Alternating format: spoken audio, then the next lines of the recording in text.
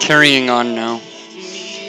The funeral of the day begins. My thoughts and my conscience give the eulogy. Me, Jason, lonely hurting Macomb, the only one in attendance of the blessed funeral.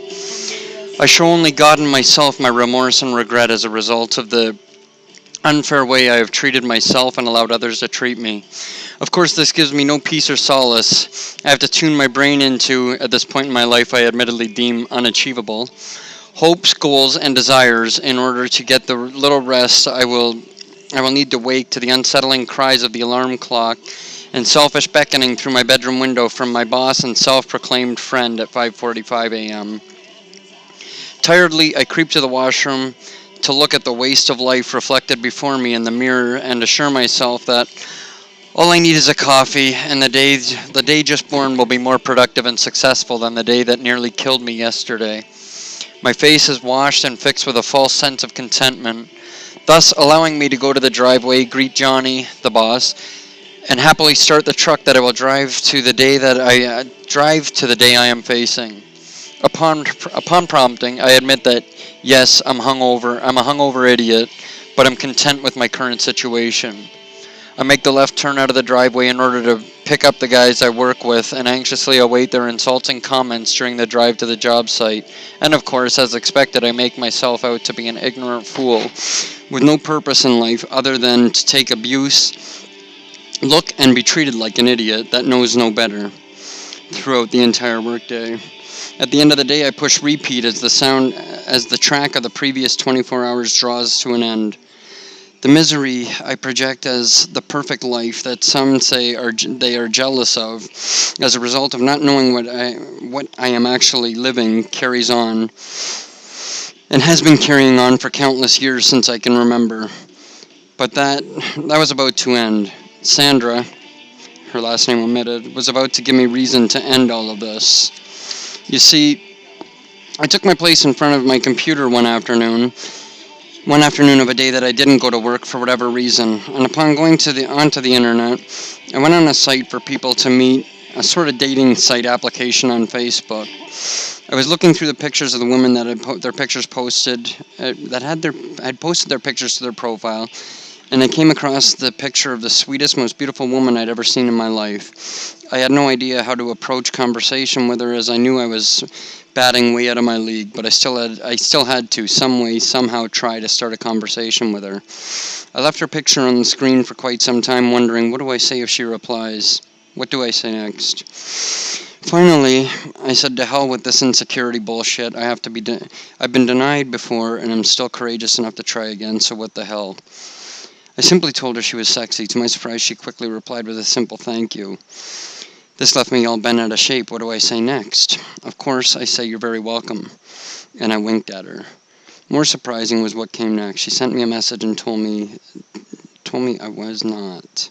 I was hot. That's why I didn't know, because I'm not hot. Of course, being Jason McComb, insecurity took over, and I figured I should just leave it at her saying I am hot and abandon the site altogether, and dream that I could have someone so beautiful in my life without going through the rejection that was due to come shortly after meeting. In the days that followed, it nagged me whether or not she had messaged me again.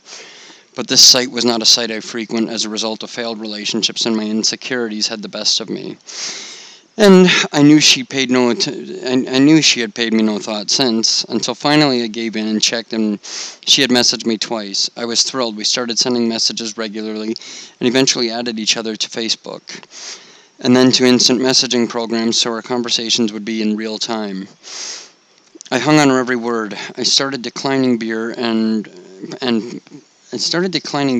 poker after work with my boss, so I could get home as fast as possible.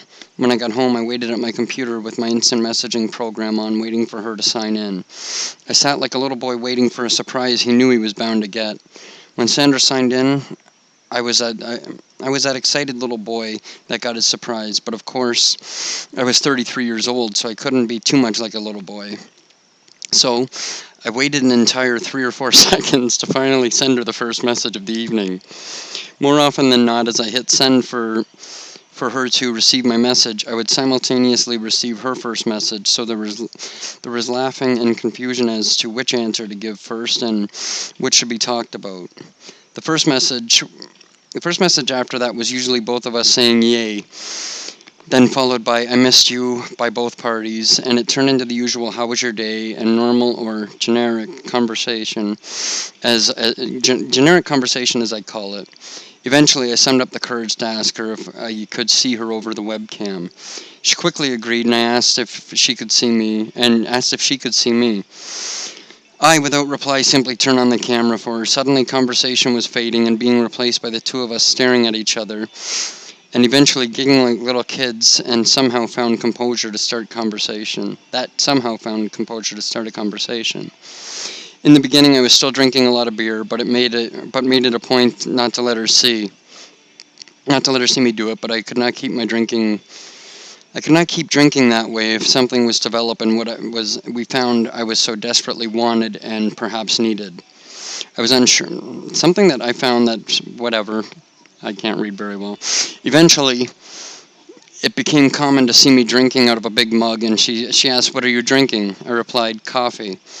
At this point, like a very childish 10-year-old, she belted out, coffee!" She and I laughed hysterically at this.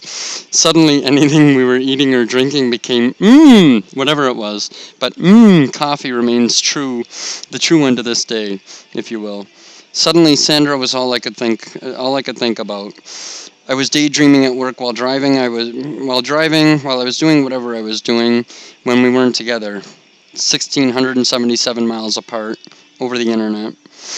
I found myself several times daily pausing to reflect how it came to pass that this beautiful lady that at first was just someone in a picture that I found to be extremely sexy had engulfed my thoughts, ruled my mind, and owned my heart without as much as meeting her in person. Eventually, we made it possible to have makeshift sleepovers. With the help of computers and webcams, by placing our computers near the bed, she would even wake me for work in the morning by softly saying, "Jason, Jason, Jason." Repeatedly, I woke to the sweetest, most angelic voice. To be sure, repeatedly, she said, "Jason, Jason, Jason," repeatedly, until I woke. In the sweetest, most angelic voice. To be sure, I woke in time to make it to work. Mind you, she often thought I was funny and cute that I would intentionally sleep in and miss work in order that I could spend 3/4 of an hour more with her before she would have to leave to go to her house. To leave her house to go to work, often asking beforehand, "Do you want me to leave this on so you can see me come home from work?" Eventually, yes, we were leaving the webcam on when we went to work, as to be able for one of us to come home from work and be greeted by the other that was back at the computer first. Bloody hell, we were even having dinner together on cam without paying any mind to the fact that there was 1,677 miles between us, making it possible to go from her softly saying in her angelic little voice, "Jason, Jason, Jason, Jason, it's time to get up," to having dinner together and getting ready for bed together to be a materialized reality. In one message I had sent her, I called her ML, knowing she would know that it meant my love.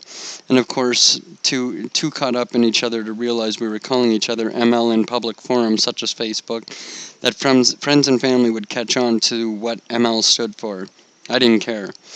I couldn't figure out how it went from me calling her sexy to periodic messages via the internet, to conversations via instant messaging programs, followed by adding each other to our friends list on Facebook, further followed by late night conversations on the telephone and voice calls over the internet, to intimacy during video calls. Furthermore, to sleepovers, dedicating songs to each other by pasting links to the videos both in instant messaging programs and Windows, pasting them on each other's Facebook walls. To me, singing the songs that had and still do have very special meaning in the relationship we share today. To the first time I said, "Fuck it, I will say it," and telling her I love you, and writing that same feeling sentiment statement on her Facebook wall, putting it out there for everyone to see. In a very short time, we went from strangers that found each other's picture to be sexy, to having random email-type messages, to talking every minute of the day, whether found free or made a point to free up. To me getting a cell phone just so I could text message her while I was at work. All of this while both of our computers were running with our webcams on, visible to each other, for there goes my computer screen, for whomever arrived home at first, to me asking her if she would be my girlfriend, and her graciously accepting this almost plea-like request, to me boasting my newfound love to everyone I knew, and every poor soul that just wanted to start a conversation about anything in general, or something specific, only to find the whole conversation was about my newfound love and how happy I was. Whereas in recent years, I had not admitting to being happy. In fact, it was quite the contrary. I'll get back to the rest.